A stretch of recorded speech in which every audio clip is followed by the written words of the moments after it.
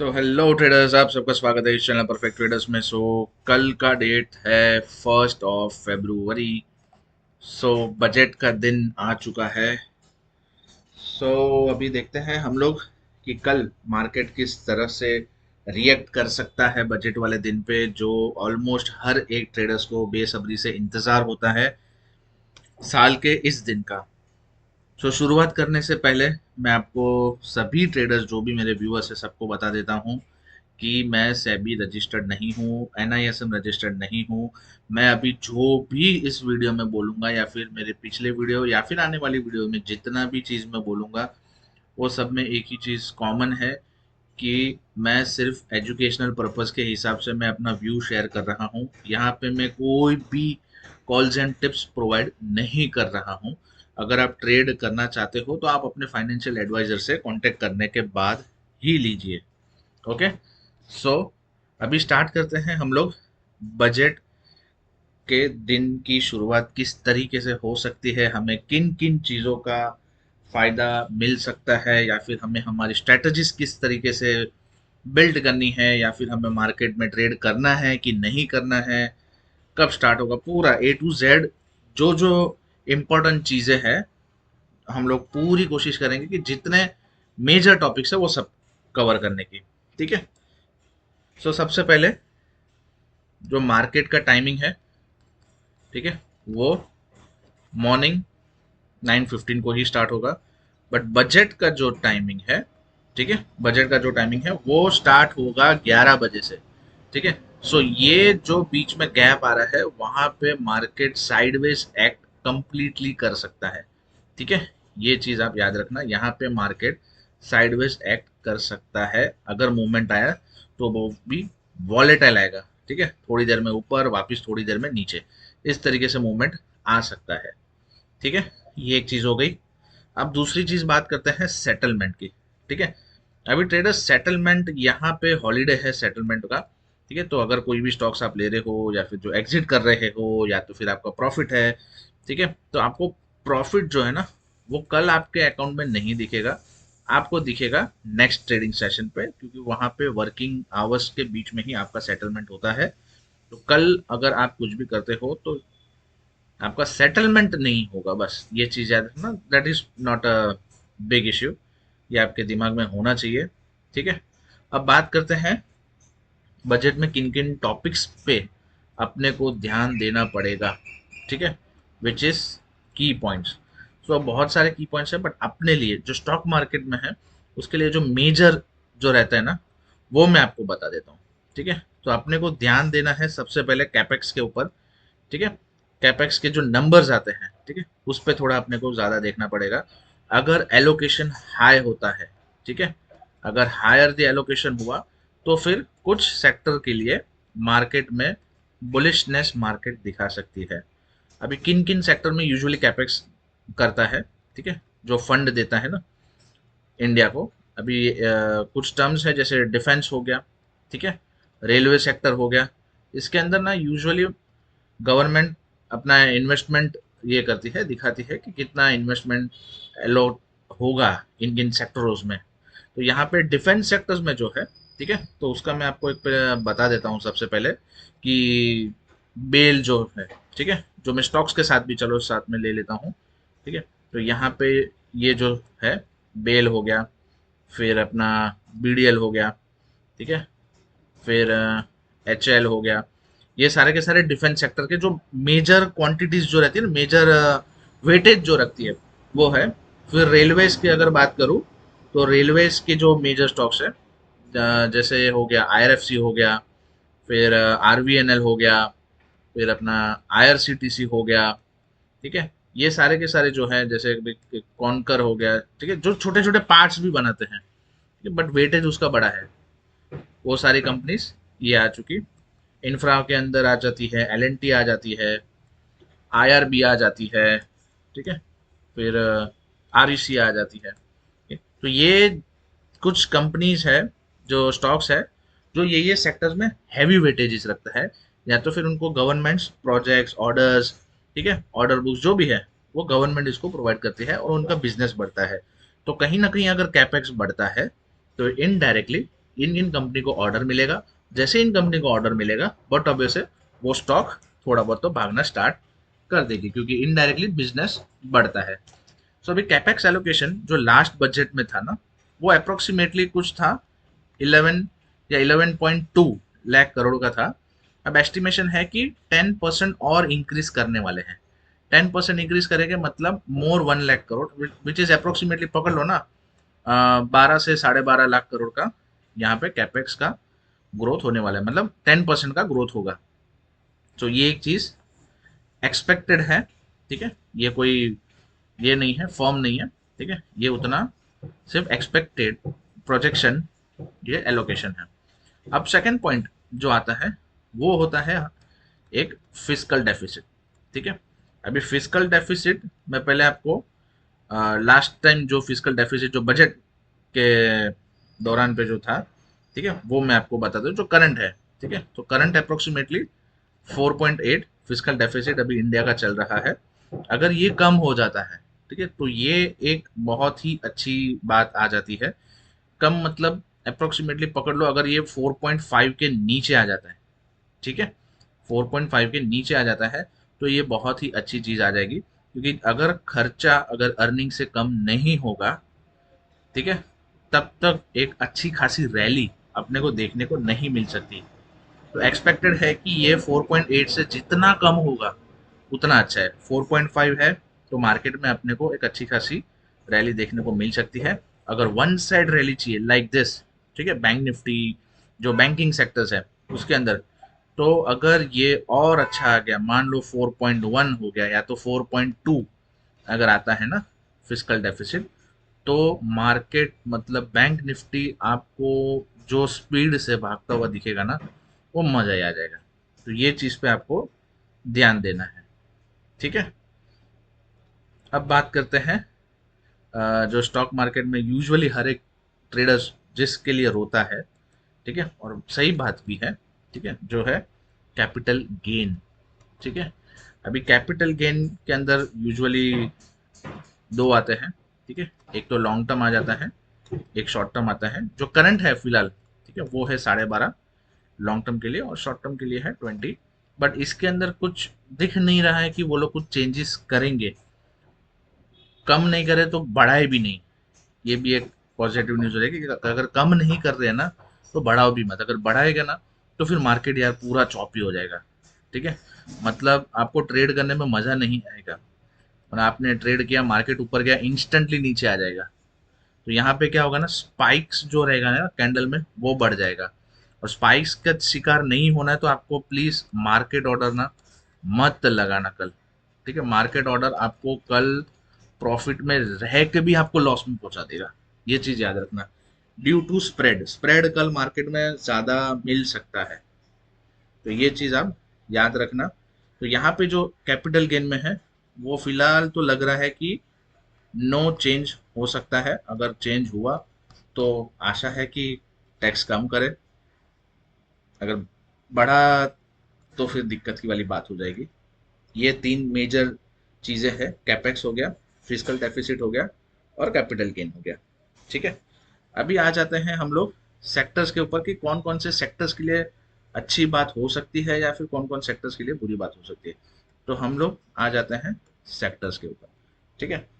अभी जो सेक्टर्स के लिए थोड़ी सी बुरी न्यूज या फिर बुरी चीजें हो सकती है, ठीक है, वो है एक तो ज्वेलरी। आप लोग अभी देख ही रहे हो कि क्या चल रहा है।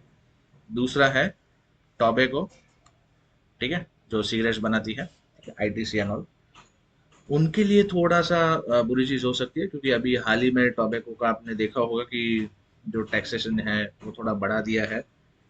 प्लस जो ज्वेलरी अभी गोल्ड सिल्वर तो आप देख ही रहे हो, ठीक है, कल की बात है, तो उसमें भी थोड़ा सा नेगेटिव इम्पैक्ट है। जो अच्छे सेक्टर्स हैं जिसमें आपको ट्रेड करना है तो आप कर सकते हो, विच इज कैपेक्स वाला, ठीक है, एक डिफेंस हो गया, एक रेलवे हो गया, एक इंफ्रा हो गया, ये तीन तो है ही। प्लस जो रिन्यूएबल एनर्जी है ना, ठीक है, रिन्यूएबल एनर्जी है उसमें आप ध्यान दे सकते हो। जो भी स्टॉक्स है उसमें आप थोड़ा ध्यान दे सकते हो कि वो थोड़ा सा पॉजिटिव मूवमेंट की तरफ लग रहा है, ठीक है। अब बात करते हैं हम लोग कि ट्रेड अगर करना है तो किस तरीके से करना है। ठीक है, सो सिंपल सा है। अभी जैसे 11 बजे शुरू हो जाएगा, ठीक है, बजट 11 बजे स्टार्ट होगा। तो आप एक काम कर सकते हो, 10:45 को आप लोग क्या कर सकते हो कि लॉन्ग स्ट्रैंगल या स्ट्रेडल बना के चलो, कोई दिक्कत नहीं है। ठीक है, लॉन्ग बनाना है, शॉर्ट नहीं बनाना। शॉर्ट कल गलती से भी मत बनाना भाई। ठीक है, स्ट्रेडल हो गया या फिर स्ट्रैंगल हो गया, कुछ भी हो गया, आप ये बना सकते हो। आपको एटीएम का कॉल और पुट, ठीक है, एटीएम का कॉल हो गया, पुट हो गया, ये दोनों आप बाय करके चल सकते हो। बस ट्राई करना कि प्रीमियम सेम मिले। ठीक है, वो एक अच्छी चीज हो जाएगी। सेम नहीं मिलता है तो आप बट ऑब्वियसली कर सकते हो।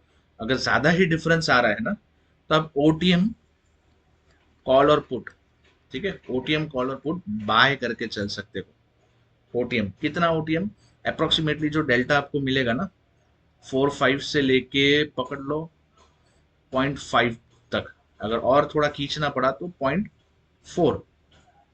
ठीक है, तो 0.4 से 0.5, ये डेल्टा के बीच में अगर आपको सेम नंबर्स जो मिल रहे हैं ना, तो वो अच्छी बात है। इससे क्या होगा ना, एक तो आपका थीटा डीके का जो इम्पैक्ट है ना, वो आपको कम पड़ेगा।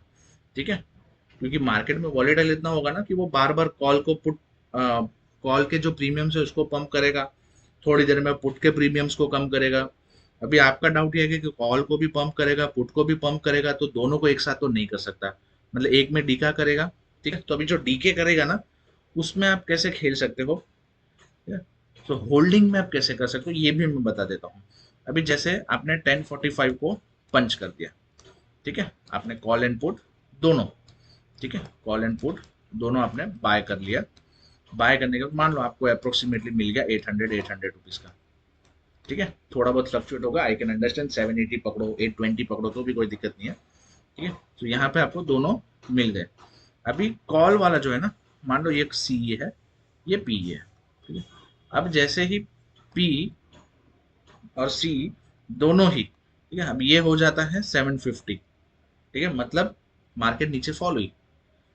अब पुट बटोबे से वो बढ़ेगा, मान लो 840 से 850 हो गया। ठीक है, 840 से 850 जो भी हुआ, तो आप जैसे ही सपोर्ट के पास टच करता है, ठीक है, मार्केट क्या करेगी, मार्केट में आपको एक लेवल मिल जाएगा इस तरीके से। ठीक है, आपने यहाँ पे ऑर्डर एग्जीक्यूट किया, तो जैसे ही सपोर्ट के पास आती है ना मार्केट, तो आप क्या कर सकते हो, पुट को एग्जिट मार सकते हो। जैसे ही वापस रिवर्स करेगा, आप इसको रेट टू रेट निकालो, या तो नियरेस्ट रेजिस्टेंस पे निकालो, ये एक बेस्ट ऑप्शन है। अगर सपोर्ट रेजिस्टेंस की समझ है तो, नहीं है तो दोनों ही होल्ड करके चलो। ठीक है, दोनों ही होल्ड करके चलो, 5 to 10% आपको मिल जाएगा। ठीक है, उतना आप होल्ड कर सकते हो। ठीक है, प्लस रिस्क एपेटाइट थोड़ा कल आरा रेशियो बुरा रहेगा, तो वो भी दिमाग में रख के चलना। ठीक है, मैं वापस बोल रहा हूँ, ये कोई ट्रेड का मैं ये नहीं बता रहा हूँ, मैं सिर्फ आपको एग्जांपल दे रहा हूँ, ये सिर्फ एजुकेशनल पर्पस के हिसाब से है। ट्रेड लेने से पहले फाइनेंशियल एडवाइजर को बिल्कुल कांटेक्ट करना, मैं कॉल टिप्स प्रोवाइड नहीं कर रहा हूँ। ठीक है, अब बात करते हैं आगे। अभी ये तो हो गया आपका। अभी दूसरी चीज है, जिसको डर लग रही है सब चीजें करने से, ठीक है, तो ऑप्शन सेलिंग गलती से मत करना। ये आपके लिए कतई नहीं बना है, फिलहाल कल के लिए तो नहीं बना है। भले मार्केट साइडवेज हो फिर भी मत करना। ठीक है, तो आप एक डेडिकेट अमाउंट रखिए जो आपको लूज ही करना है, मतलब खोने के उसमें ही आए हो, या तो फिर रिस्क लेने ही आए हो। ठीक है, तो आप क्या कर सकते हो, निफ्टी से 2 से 5 रुपए का जो भी प्रीमियम रहेगा ना, ठीक है, 2 to 5 रुपीज का प्रीमियम, अगर आपको थोड़ा और रिस्क लेना है तो 10 रुपीज का प्रीमियम, दोनों कॉल पुट। ठीक है, सी एंड पी बोथ, ठीक है, both you have to buy. ठीक है, बोथ आपको बाय करके चलना है। इससे क्या होगा, मार्केट कहीं ना कहीं देखो झटका तो मारेगी, चाहे नीचे हो चाहे ऊपर हो, है ना। तो जहां पे भी झटका मारेगी आप ओवरऑल तो प्रॉफिट में ही रहोगे, क्योंकि कल तो एक्सपायरी नहीं है। तो जो भी 2 रुपए का हो, 5 रुपए का हो, 10 रुपए का हो, वो जीरो तो नहीं होगा, वो तो श्योर है। तो आपके पास वो बैकअप तो है कि भाई अपना प्रीमियम जीरो तो नहीं होने वाला है। सो कहीं ना कहीं आपका जो अपोजिट है, ठीक है, अगर कॉल नीचे जा रहा है तो पुट आपको देके जाएगा, अगर पुट अगर नीचे जा रहा है तो कॉल देके जाएगा। तो ओवरऑल ये सिचुएशन में विन विन है। बस एक ही कंडीशन है कि मार्केट को एक जगह नहीं रुकना है, ये एक सिंपल सी चीज है। ठीक है, अब थोड़ा ऑप्स्ट्रा में हम लोग देख लेते हैं एक बार कि मान लो ये मैं बैंक निफ्टी यहाँ पे सिलेक्ट किया हुआ है, ऑप्शंस पे आ जाता हूँ, यहाँ पे मैं ऑप्शन चेन ओपन कर लेता हूँ। ऑप्शन चेन ओपन करने के बाद यहाँ पे एटीएम आ चुका है। अब मान लो मैंने मुझे क्या करना है, मैंने देखो ये 875 मैं यहाँ पे बाय करता हूँ। ठीक है, यहाँ पे मैंने 2 लॉट बाय पे डाले, प्लस उसके सामने एग्जैक्ट एटीएम वाला जो 865 ऑलमोस्ट सेम रेट है, कोई दिक्कत नहीं है, ये दोनों ही मैंने बाय पे लगा दिया। बाय पे लगा दिया तो देखो ये मेरा पे ऑफ चार्ट आ गया। ठीक है, ये आपको इग्नोर करना है, ठीक है, क्योंकि अपने को उतना रखना नहीं है फिलहाल। अब देखो यहाँ पे रेंज क्या आ रहा है, 58,159 से 61,600, विच मीन्स मोटा मोटा 3,000 पॉइंट का आपके पास रेंज आ रहा है। बट ये कभी जब एक्सपायरी होगा तब। बट आपको क्या फॉलो करना है, ये ब्लू वाला लाइन दिख रहा है, ये ब्लू वाला लाइन को फॉलो करना है। तो मार्केट कहाँ पे भी रहेगा ट्राई करना सबसे पहले तो कि आपका ये जो लाइन दिख रहा है ना, ये जो लाइन है वो सेंटर या तो उसके हल्का सा आजू बाजू है, ज्यादा डिस्प्लेस नहीं होना चाहिए। ठीक है, अब देखो यहाँ पे जो ब्लू कलर में लिखा हुआ है, ठीक है, जो T+0 PNL लिखा है ना, वो अपने को पढ़ना है। जो ब्लू में देखो 5,000 लिखा हुआ है, 5187.91, तो ये आपको थोड़ा ध्यान से देखना है। अब देखो यहाँ पे मार्केट अभी कितने पे है ये मैं दिखा देता हूँ। फिलहाल अभी ये रेट चल रहा है। ठीक है, जैसे ही मैं कर्सर मूव कराऊंगा आपका रेट मुझे नीचे दिख जाएगा। कहाँ पे दिखेगा, ये जगह पे आप देख सकते हो। ठीक है, मान लो मार्केट 59,500 अभी दिखा रहा है। ठीक है, हम लोग मान लो कि मार्केट ने मूव किया 500 पॉइंट कल, यानी कि 59,000 पे। तो 59,000 पे मुझे कितना पीएनएल दिखाएगा, 59,300 पे 3,200। तो ऐसे अगर 500 पॉइंट अगर मूवमेंट, मान लो 60,000 टच हो गया, 500 पॉइंट्स कल बहुत ईजी है, तो ये कितना प्रॉफिट दिखा रहा है, 422। ये 400 क्यों इतना कम दिखा रहा है, यहाँ पे 3,000 यहाँ पे 400, क्योंकि ये अभी तक सेंटर में नहीं है। ठीक है, जैसे ही आप एटीएम एग्जैक्ट सेंटर में लोगे ना, मतलब दोनों ही सेम रेट हो गया, डेल्टा मैच हो गया, तो आपको ये दिक्कत नहीं आएगी। ठीक है, बट हालांकि ये भी अच्छा ही है, ये कल मार्केट में अगर वन साइड भी मूवमेंट आए ना, तो आपको दोनों ही तरीके से अच्छा खासा ही मिलने वाला है। अगर मान लो, ठीक है, कि 1,000 पॉइंट बैंक निफ्टी ने मूव कर दिया, चाहे अप चाहे डाउन, चलो पहले अब देख लेते हैं। अभी यहाँ पे अभी क्या रेट दिख रहा है, 59,577। मान लो 60,577 दिखता है। ठीक है, अगर ये मुझे दिखता है तो मुझे कितना पीएनएल हो सकता है। ठीक है, 60,577, ठीक है, मतलब मोटा मोटा 600। यहाँ पे देखो 5,500 प्रॉफिट दिख रहा है, कितने पे, ठीक है, on the investment of 2 sets. ठीक है, 2 सेट है, ठीक है, दो दो लॉट है दोनों में। अब मार्केट 1,000 पॉइंट फॉल हो जाता है, 59 की जगह पे 58 हो जाता है, 58,577, विच इज ऑलमोस्ट 58,600 के आसपास।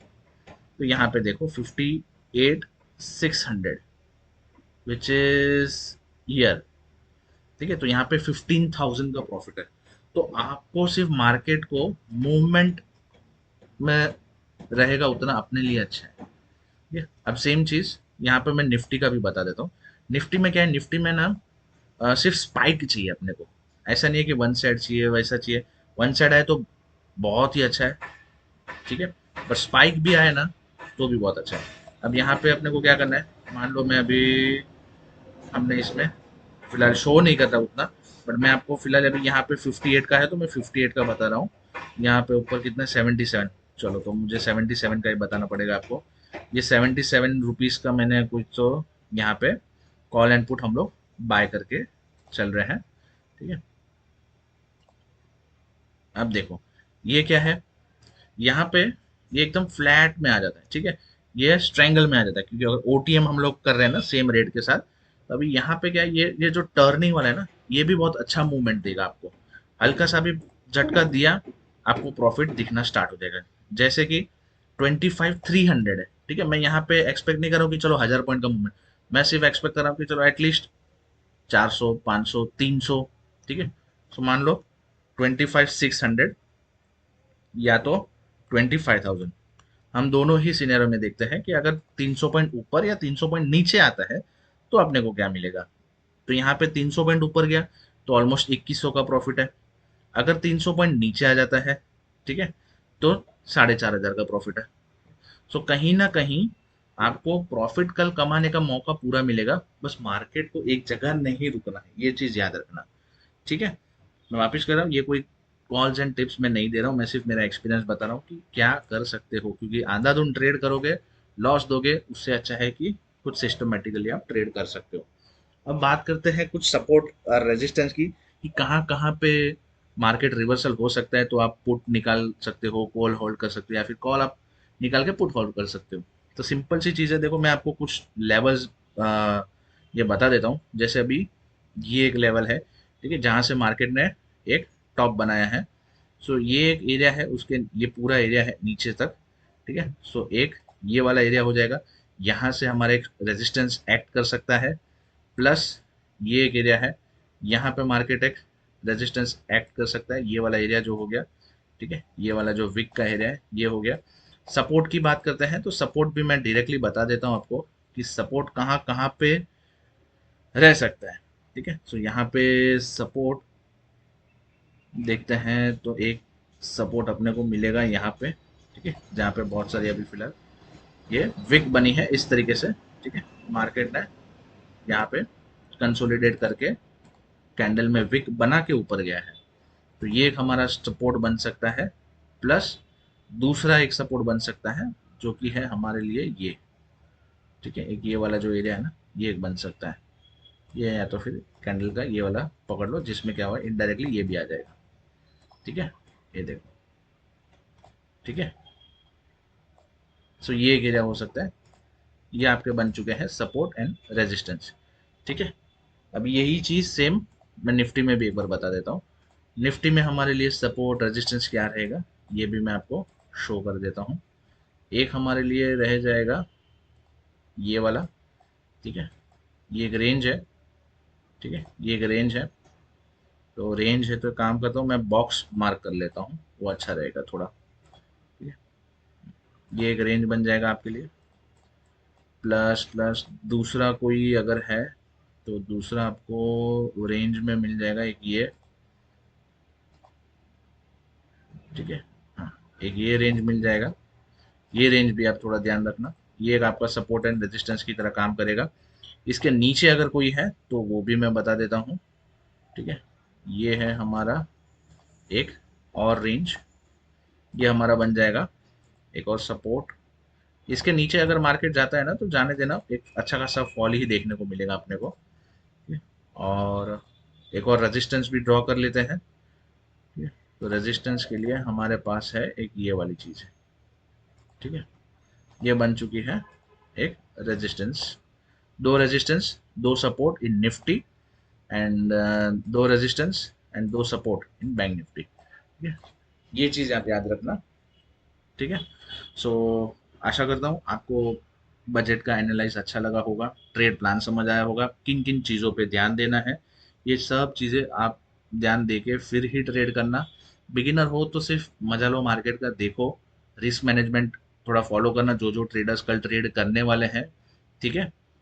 होश मत खो बैठना, सिर्फ ट्रेडिंग पे ध्यान दो, रिस्क मैनेजमेंट अच्छे से रखो, हैसियत से क्वांटिटी पंच करो, ठीक है। रातों रात अमीर नहीं बनना है, ना ही बन सकते हो, ठीक है। ये रूल है मार्केट का, जितना जल्दी समझ लोगे अच्छा है। ओके, सो मिलते हैं नेक्स्ट वीडियो में कोई नए एनालाइज के साथ। Till then enjoy, bye bye, take care.